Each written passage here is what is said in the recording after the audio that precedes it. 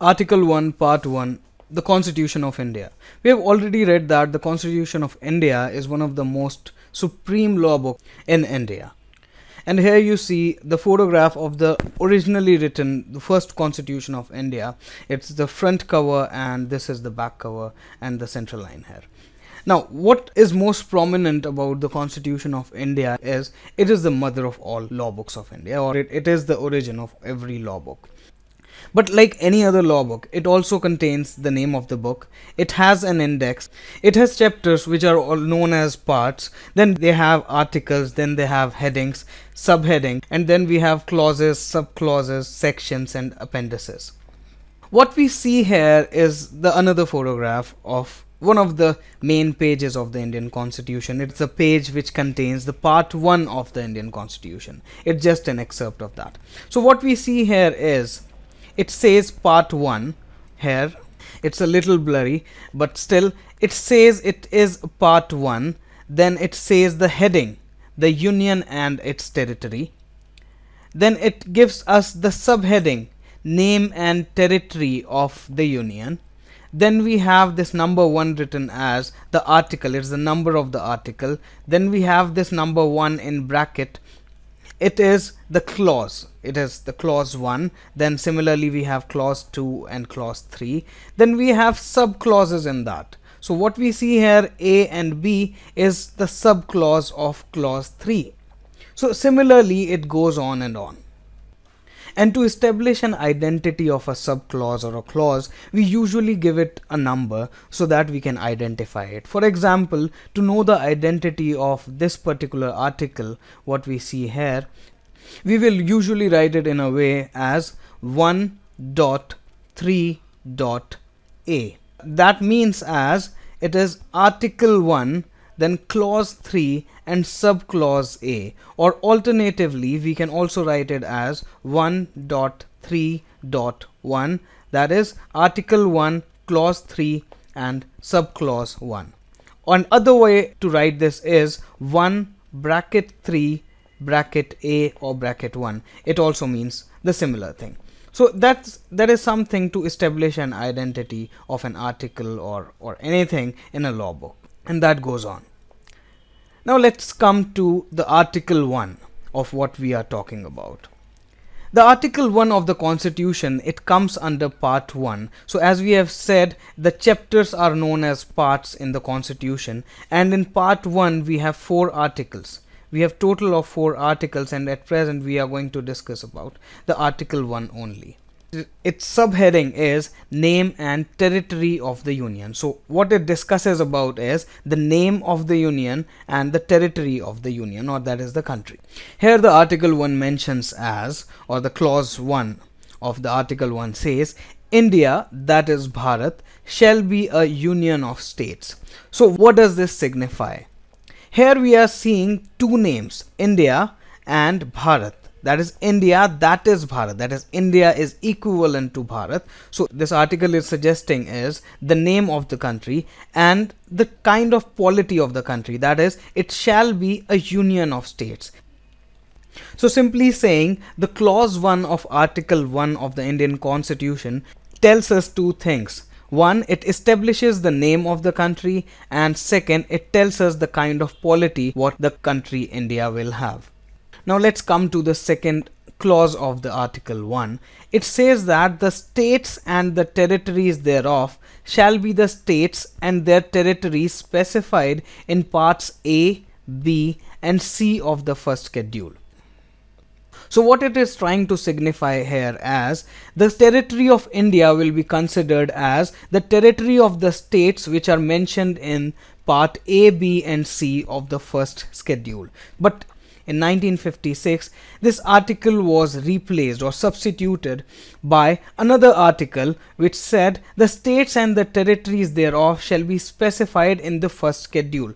To understand this article in a little detail, let's understand what the first schedule of the Constitution says.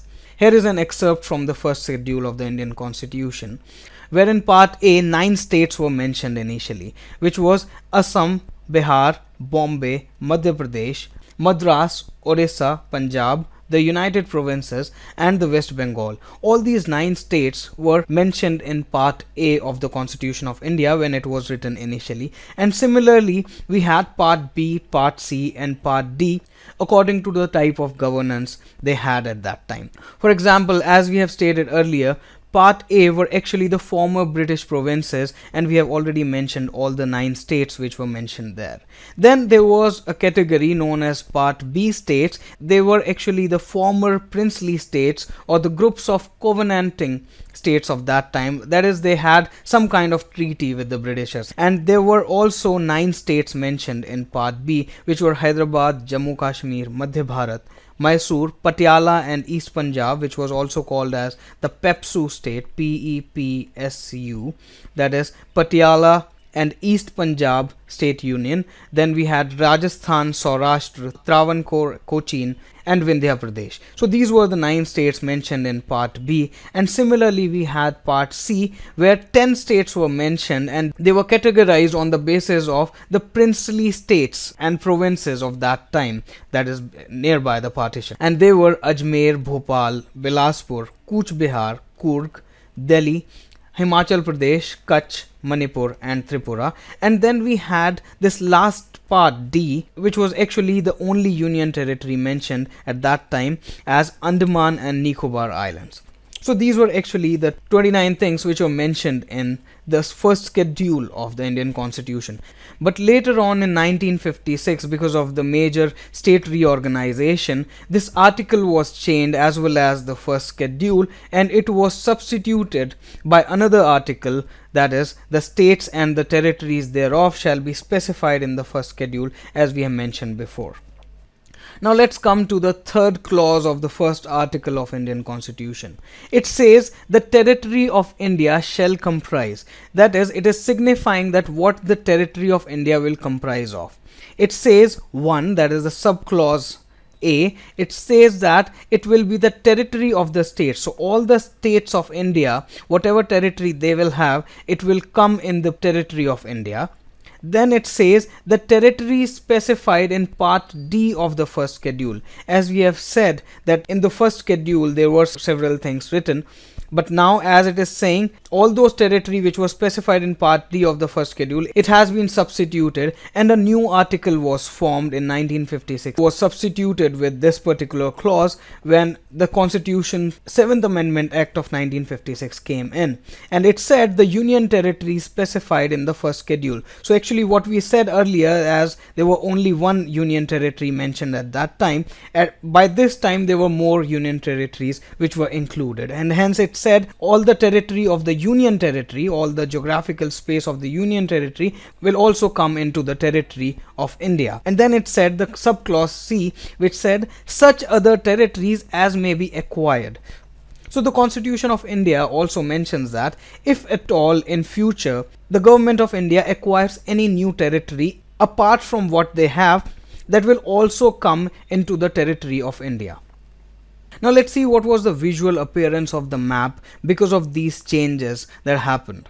Before the making of the Constitution, the map of India somewhere looked like this. So it was the 1947 pre-partition map, and here several of the provinces and British areas are depicted. What we see here is Jammu and Kashmir, then United Provinces, Bihar, Bengal, Assam, Madras, Mysore, Hyderabad, Karachi, Sindh, Baluchistan, and many other things, which was later on being partitioned, and an area went to Pakistan and then to the East Pakistan. So what we see today as Bangladesh was actually East Pakistan at that time, and that was called, this particular part was known as the West Pakistan. So it was actually, Pakistan was bifurcated into two geographically separated areas, and then the central part was actually India, and in that itself there were several provinces and princely states.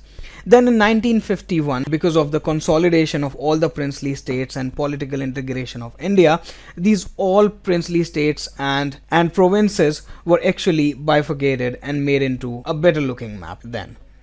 In 1956, as we have said, due to the amendment in the Constitution, and there were other reorganization acts which came on, the map of India changed significantly, and many of the states were organized on the basis of language and administration. And here the map of 2014. Here the map of India has significantly changed, and we have a recently bifurcated state known as Telangana and Simandra instead of the Andhra Pradesh. So at present we have total of 29 states and 7 union territories in total, which was actually more than 500 at the time of beginning. That is, at the time 1947 there were more than 500 princely states and other provinces that we had, and now it is reorganized into these many numbers. Well, this was the end of part 1 of this video. In the next part we will discuss about the article 1 in a little detail. Take care. Thank you.